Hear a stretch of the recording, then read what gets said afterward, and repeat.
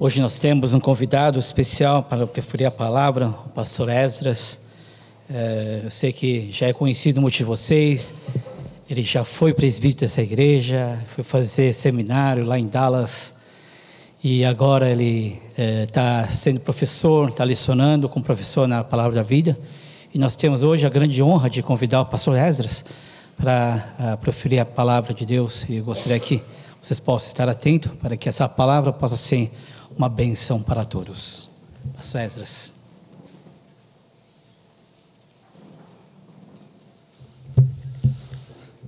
Bom dia, é um prazer estar com vocês nesta manhã e além de servir no seminário, o Deus me motivou para começar um projeto chamado CEL, Comunidade Evangélica dos Universitários. Por que isso? Por que esse projeto? Porque por causa principalmente pelo coração sedento dos universitários. Segundo lugar, porque pelo futuro dessa nação, porque tenho ouvido muitas vezes que o Brasil está difícil e muitas pessoas acham que não tem futuro no Brasil. Mas Deus me deu talvez, não sei se é iluminação, não sei, mas aí, se os futuros líderes, que são hoje universitários, conhecerem Jesus, abraçarem os valores bíblicos, certamente esses futuros líderes, daqui 10, 20, 30 anos, poderão mudar o futuro dessa nação. Então, o projeto se chama CEL. Quando vocês lembrarem, eu peço que orem por esse projeto, para que possa alcançar mais jovens universitários pelo Evangelho de Cristo. A palavra de hoje é livro de Atos 26, capítulo 26, versículo 19.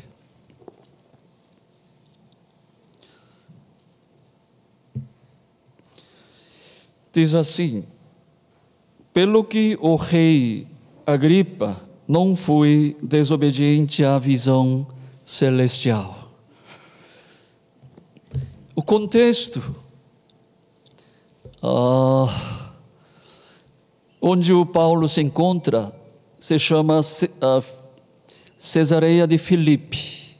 É uma cidade portuária e onde havia naquele tempo de Jesus quartel general romano. E o Paulo estava em Jerusalém e foi trazido para Filipe de Cesareia de Filipe, desculpe, porque ele havia apelado para o César. Isso quer dizer que Paulo, como cidadão romano, tinha direito de ser julgado pelo imperador César. E ele tinha feito pedido disso. Agora, aqui aparece o encontro de Paulo diante do rei Agripa. Rei Agripa é o rei judeu. Na verdade, o Paulo não havia necessidade de se defender diante do rei Agripa, pelo fato que já ele havia apelado para o César. Mas o Paulo queria aproveitar essa oportunidade para testemunhar Jesus Cristo para o rei judeu. E ele fala nesse texto: assim, rei Agripa, não fui desobediente à visão celestial. Havia um homem chamado Henry Dunant, ele era um banqueiro suíço. Ele tinha um sonho muito grande, queria encontrar pessoalmente o imperador Napoleão. E também porque ele queria, como banqueiro, queria fazer um tratado econômico com a França. E um dia, seu sonho foi realizado, porque ele podia chegar em Paris. Mas, infelizmente, quando ele chegou em Paris, Napoleão já tinha partido para uma guerra. O Henry, decepcionado, mas não desistiu. Então ele foi atrás para o campo de batalha. E lá ele, pela primeira vez, podia experimentar os horrores da guerra. E o vazio do homem. Estava havendo a guerra da França com a Áustria, e havia muitos cadáveres, e havia muitos feridos. Mesmo depois de terminada a guerra, Henry Dunant ficou mais tempo para ajudar os médicos que estavam cuidando dos feridos. E quando ele volta para a Suíça, embora ele não havia conseguido realizar seu sonho pessoal, no coração dele nascia um sonho maior, uma visão de maior significado, a visão da paz. Ele pensou que a guerra devia desaparecer da terra. E também ele disse para si que os feridos da guerra devem ser cuidados com amor. E assim nasceu a organização chamada A Cruz Vermelha, que tem sido uma grande bênção para toda a humanidade. E o mesmo aconteceu com Paulo.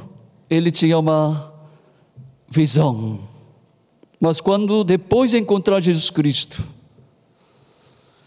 mudou a sua visão da vida. E no texto ele diz que é uma visão celestial. Vamos ver como isso aconteceu, embora para nós esse texto, na verdade, é muito conhecido. É do versículo 12 a 15 do mesmo capítulo, diz assim: com estes intuitos parti para Damasco, levando a autorização dos principais sacerdotes e por eles comissionado. Ao meio-dia, o rei, indo eu caminho fora, vi uma luz no céu, mais resplandecente que o sol, que brilhou ao redor de mim e dos que iam comigo. E caindo todos nós por terra, houve uma voz que me falava em língua hebraica: Saulo, Saulo, por que me persegues? Dura coisa recalcitrares contra os aguilhões. Então eu perguntei: quem és tu, Senhor? Ao que o Senhor respondeu: eu sou Jesus, a quem tu persegues. Esse encontro aparece 3 vezes, só no livro de Atos, possivelmente porque realmente havia marcado na profundeza do coração do Paulo esse encontro com Jesus. E esse encontro fez mudar sua visão. No encontro aconteceu uma grande mudança do coração do Paulo. Pensou que ele estivesse servindo a Deus com toda a devoção, mas na verdade ele estava perseguindo Jesus Cristo, que era o verdadeiro Deus, verdadeiro Messias. Ele viu que quase tudo que ele acreditava estava errado. E seu coração endurecido foi quebrantado. Encontrou Jesus e ganhou a salvação e a vida eterna.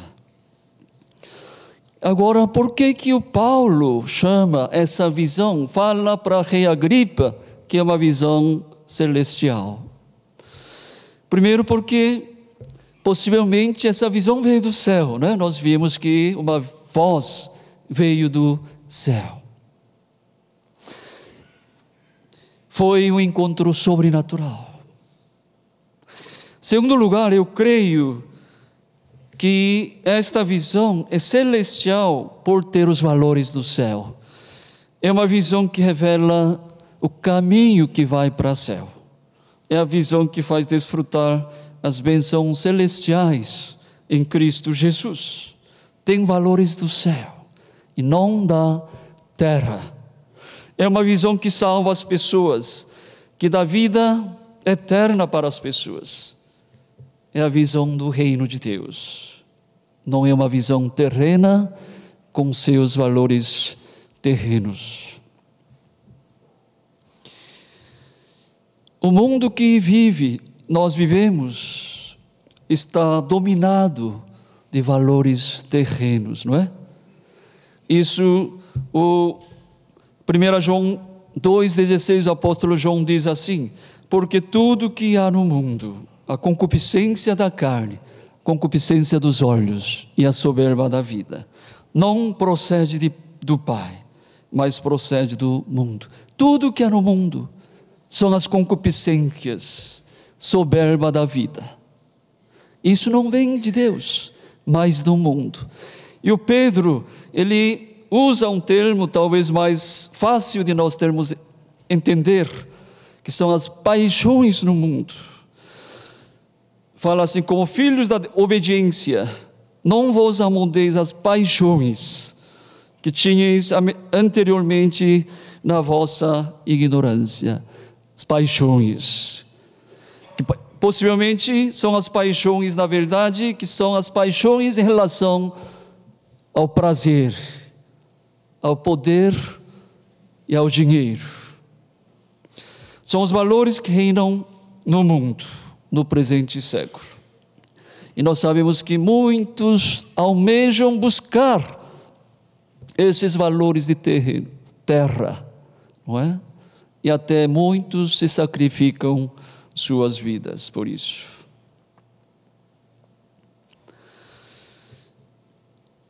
Agora, quando nós falamos o mundo, qual a imagem que vem na nossa cabeça? Mundo. Talvez cidades, casas, né? Pessoas andando, parques, não é?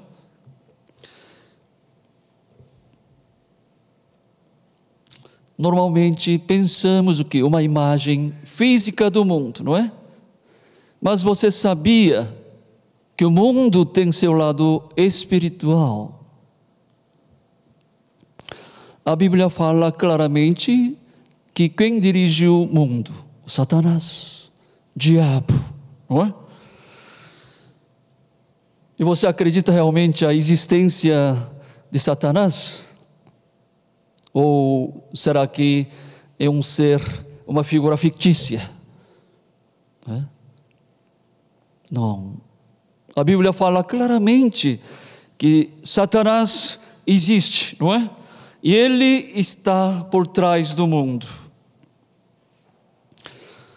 E o Paulo diz assim no Efésios 2:2: nos quais andastes outra hora segundo o curso deste mundo, segundo o príncipe da potestade do ar, do espírito que agora atua nos filhos da desobediência. Satanás que dirige o curso desse mundo. E o Paulo chama ele de príncipe da potestade do ar. E diz que é espírito, não é? E ele atua no coração dos incrédulos. Isso é o fato, é a verdade. Ainda mais, segundo a carta de Coríntios 4:4, Paulo continua dizendo assim: nos quais o Deus deste século cegou o entendimento dos incrédulos, para que lhes não resplandeça a luz do evangelho da glória de Cristo. Qual é a imagem de Deus? Deus chama Satanás, o diabo, como Deus desse século, uma divindade. E ele cega para que os não crentes não entendessem o evangelho de Cristo. Eu creio que vocês têm experiência de falar de Jesus, não é? E não é fácil, não é? Porque eles não querem ouvir o evangelho. Por quê? Justamente porque Satanás cegou o entendimento deles. Por isso, o mundo é mau e tenebroso, porque é dirigido por Satanás, não é? Vocês lembram a tentação de Jesus pelo diabo? Vocês lembram qual foi a última tentativa de Satanás para persuadir Jesus. Terceira tentação, não é? Terceira tentação. Satanás, diabo, é tão forte e ousado que ele desafia Jesus para prostrar para ele. Se adorar ele, ele daria o quê? Todos os reinos desse mundo e sua glória. Mateus 4, 8, 9 diz assim: levou ainda o diabo, Jesus, a um monte muito alto, mostrou-lhe todos os reinos do mundo e a glória deles. O diabo mostrou tudo isso para Jesus e disse: tudo isto te darei, se prostrado me adorares. Agora vem uma questão: como o diabo? Porque ele pôde falar, desafiar com convicção a Jesus, porque realmente a autoridade desse mundo pertence ao diabo, não é?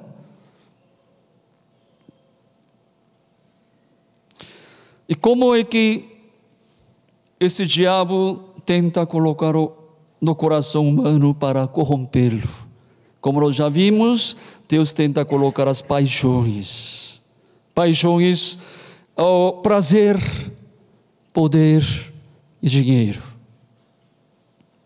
não é? Fala a verdade. Nós gostamos coisas do mundo, não é? Prazer, poder e dinheiro. Vocês gostam de ir nas festas, não é?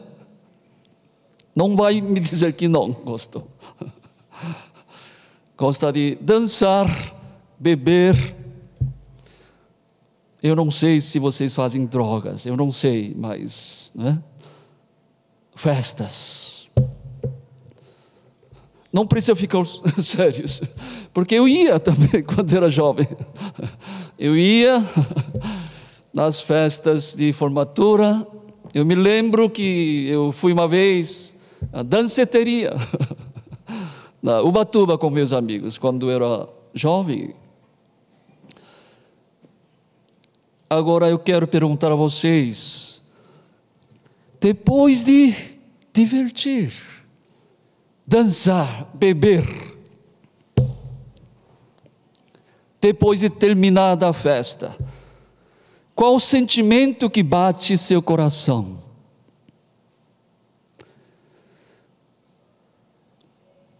Alegria, paz continua? Aquele prazer continua mesmo no caminho de volta para casa? Não, não é? Pelo menos, pela minha experiência, não. Em vez disso, um sentimento profundo de vazio. Ou também, talvez, sentimento de insignificância, não é?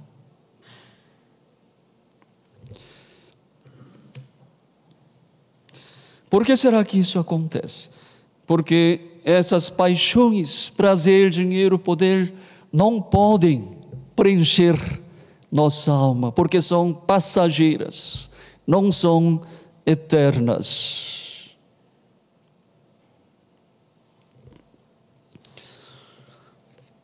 Todo prazer carnal que vem do mundo não pode completar nosso interior, a nossa alma. Por isso que depois vem grande vazio. Não somente o prazer, mas todo o poder, o dinheiro também. Eu sei que vocês trabalham dia e noite para ganhar dinheiro, pela necessidade. Tem que ganhar, tem que trabalhar, né? Mas não ame o dinheiro, porque você vai sentir o vazio. Ainda que você tenha milhões, bilhões, esse vazio não pode ser preenchido pelo dinheiro, nem pela conquista, não é? Conquista aqui do mundo. Por exemplo, eu estudei na Poli. No 1976 eu estudei, me esforcei para entrar na USP, não é? Aí, quando vi na lista o meu nome, eu fiquei muito contente. Minha família também, não é?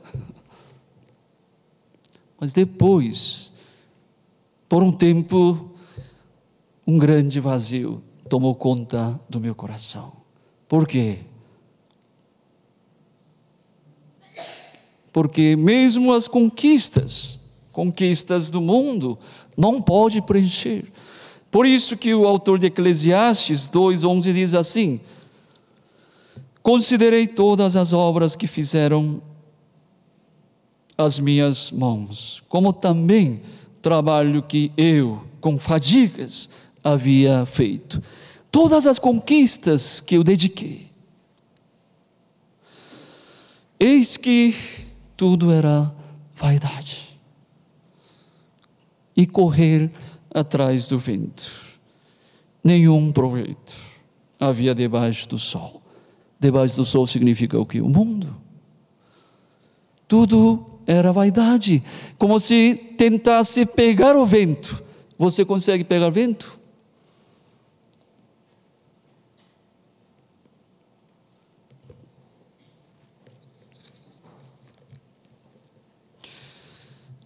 Aquele que vive dominado pela visão terrena não pode ter verdadeira felicidade, nem a paz verdadeira.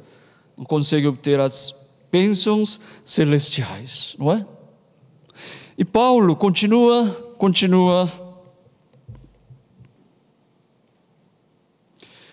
No versículo 16, 18, na conversa com o rei Agripa, ele diz assim: mas Jesus dizendo, mas levanta-te e firma-te sobre teus pés, porque por isto te apareci, para te constituir ministro, testemunha tanto das coisas em que me viste, como daquelas pelas quais te aparecerei ainda, livrando-te do povo e dos gentios, para os quais eu te envio, para lhes abrires os olhos e os converteres das trevas para a luz, e da potestade de Satanás para Deus, a fim de que recebam eles remissão de pecados, herança entre os que são santificados pela fé em mim.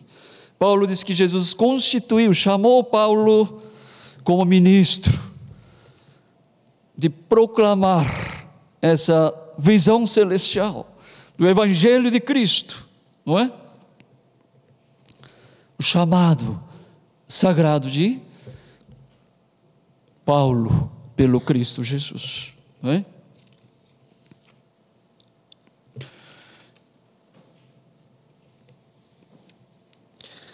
Vocês estão notando no versículo 18: para lhes abrires os olhos e os converteres das trevas para a luz. Trevas para a luz, Satanás para Deus, não é? O que isso quer dizer? Quer dizer que só existem dois reinos: reino das trevas ou reino da luz, reino de Satanás ou reino de Deus. Não existe reino do meio. Ou você está no reino de Deus, ou você está no reino de Satanás. E muitos estão sofrendo debaixo do poder do pecado, debaixo das trevas, não é? Poder das trevas e de Satanás. Estão vivendo como algemados, como presos no cativo do pecado, sob influência de Satanás. Seu coração é sedento e não tem a esperança verdadeira. Nós sabemos que só Jesus Cristo pode libertar eles, não é? Só Jesus Cristo é Salvador. Eu quero saber, gostaria de desafiar a vocês.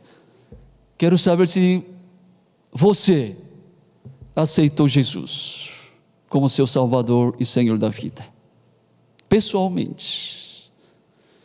Não precisa ser como Paulo, não é? Porque o encontro de Paulo com Jesus foi um encontro especial. Por exemplo, eu aceitei Jesus pela palavra de Deus, pela oração. Agora eu quero perguntar a você se você realmente aceitou Jesus como seu Salvador. A Bíblia fala claramente aqui, não é? O fato de você estar aqui na igreja não quer dizer que você conheceu Jesus, que você tem salvação, não é? Ou você está debaixo do poder do diabo, ou está debaixo do poder de Deus. Você não quer tomar decisão agora? Vamos fechar os olhos todos.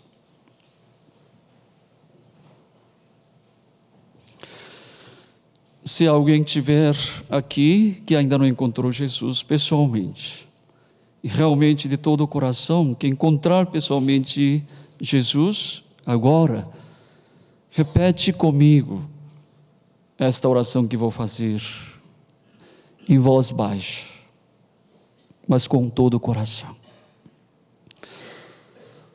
Senhor Jesus, eu confesso que sou pecador, e sei e creio que o Senhor Jesus morreu no meu lugar, na cruz, para pagar o preço do meu pecado.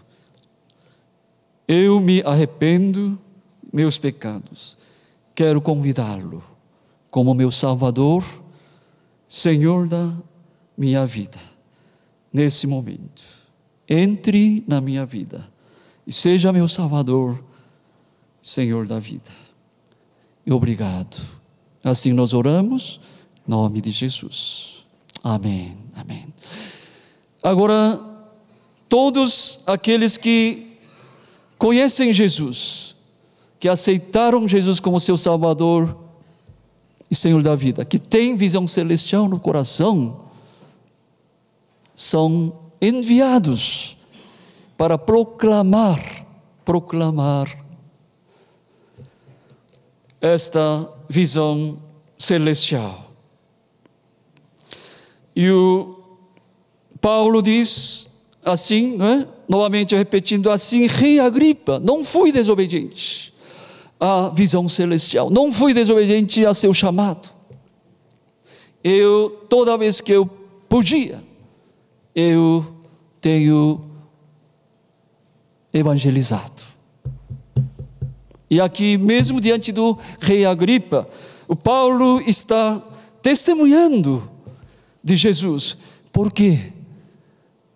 Porque Paulo via, ainda que Festo era governador, homem que tinha poder e riqueza, rei Agripa também homem do poder, tinha riqueza, mas sua alma estava sedenta de Jesus Cristo. Paulo conseguia ver isso, que sua alma precisava de Jesus. Paulo via com compaixão. E você que conhece Jesus, você vê seu amigo que ainda não conheceu Jesus, seu vizinho que não conheceu Jesus, você consegue enxergar a sua alma pedindo: fale para mim, Jesus.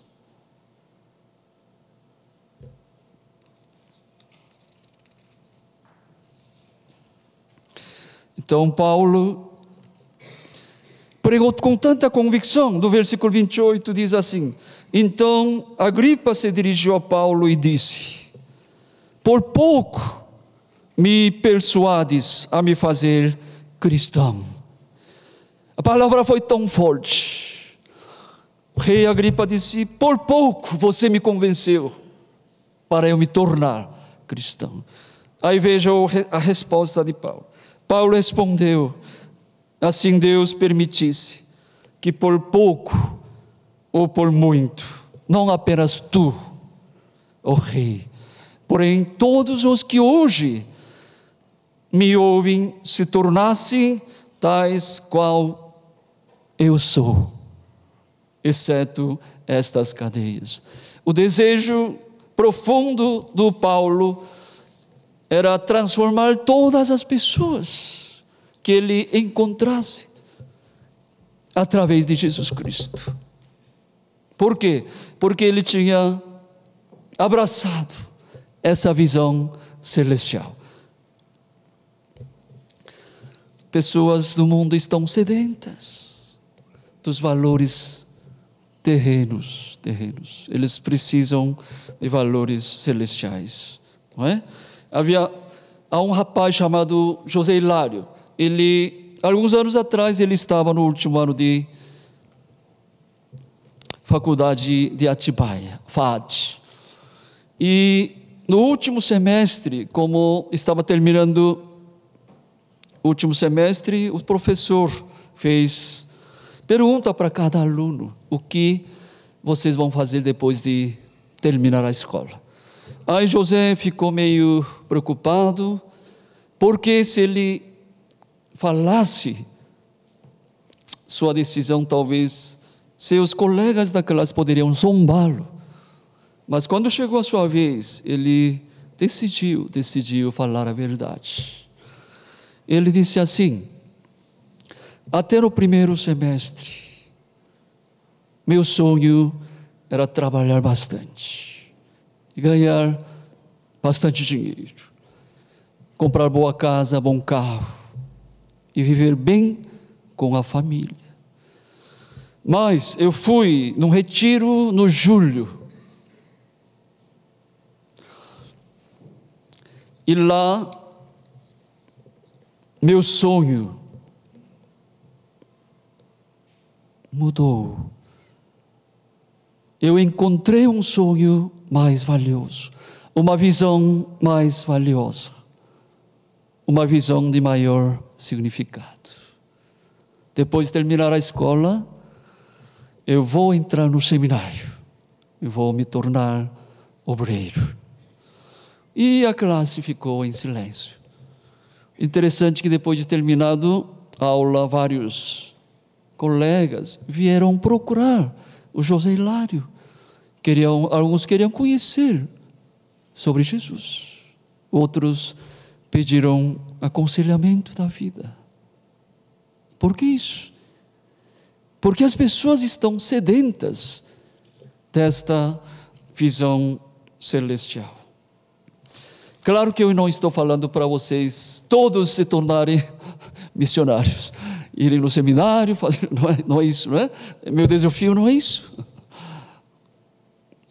Mas para abraçar essa visão celestial na vida, vocês podem orar por isso, pelo reino de Deus, podem ofertar aqui na igreja, não é?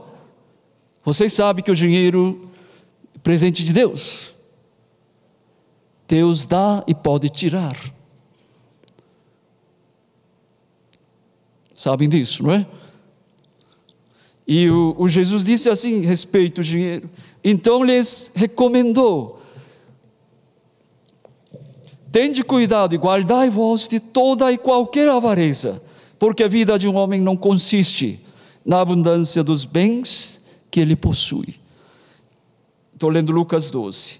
Aí no versículo 33, 34 diz assim: vendei os vossos bens, dai esmola, fazei para vós outros bolsas que não desgastem, tesouro inextinguível nos céus, onde não chega o ladrão, nem a traça consome, porque onde está o vosso tesouro, aí estará também vosso coração. John Piper disse assim: quando era pequeno, na minha casa, tinha uma placa pendurada na cozinha dele, e ele ainda lembra dessa frase.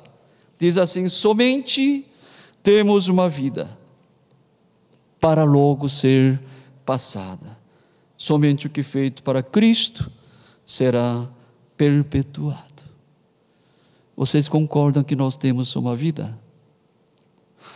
Vocês concordam que ninguém sabe a data que nós vamos partir daqui, não é? No ano passado eu perdi minha mãe de 90 anos, mas também perdi meu irmão, 61 anos. Eu conheço uma criança chamada Isaac, que faleceu quando ele tinha 1 ano de idade, de câncer. Nós só temos uma vida, não é? Eu quero perguntar a vocês, desafiar a vocês, como vocês querem viver o resto da sua vida? Abraçando a visão terrena, com valores terrenos, ou a visão celestial? Eu tenho um amigo chamado Johannes e sua esposa chamada Marilise. Eu acho que alguns devem conhecer, porque ele agora começou a dar aula no Servo de Cristo, Johannes. Mas, bem amigo nosso. Um dia, mais ou menos um mês atrás, Johannes ligou para mim, dizendo que seu sogro havia falecido. O pai da Marilise. O nome dele era Martins, o senhor Martins.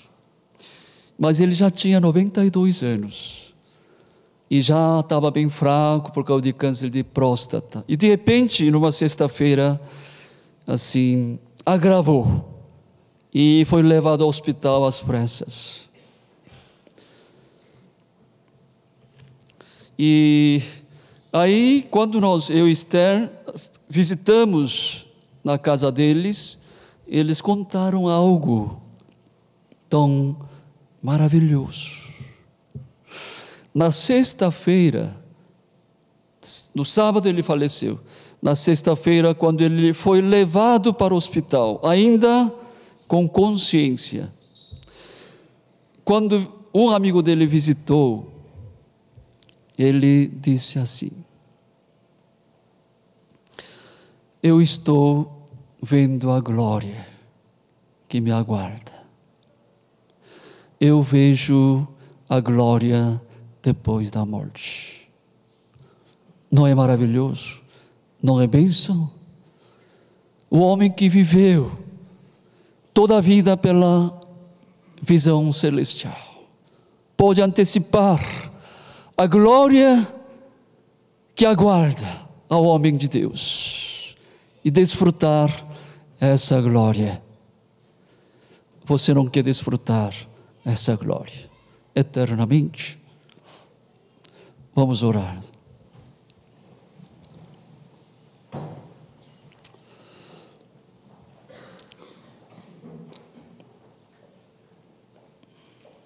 Senhor, nós queremos te louvar e agradecer pela visão celestial, porque ainda que nós éramos pecadores, através de Jesus Cristo, trouxe-nos a salvação, que tem a vida eterna, que veio do céu. Por isso nós podemos desfrutar essa bênção. Agora nós queremos humildemente pedir para que o Senhor equipa nós para viver como proclamadores da visão celestial. Sabemos que muitas vidas estão gemendo, muitas almas estão gemendo, pedindo que fale desse evangelho da vida, desse evangelho de Jesus Cristo. Ajude nos a abraçar com essa visão celestial, para testemunhar para as pessoas que estão morrendo sem a vida eterna. Abençoe a nossa igreja, para que seja uma igreja que glorifica o nome do Senhor através da visão celestial. É o que nós oramos, agradecidos em nome de Jesus. Amém.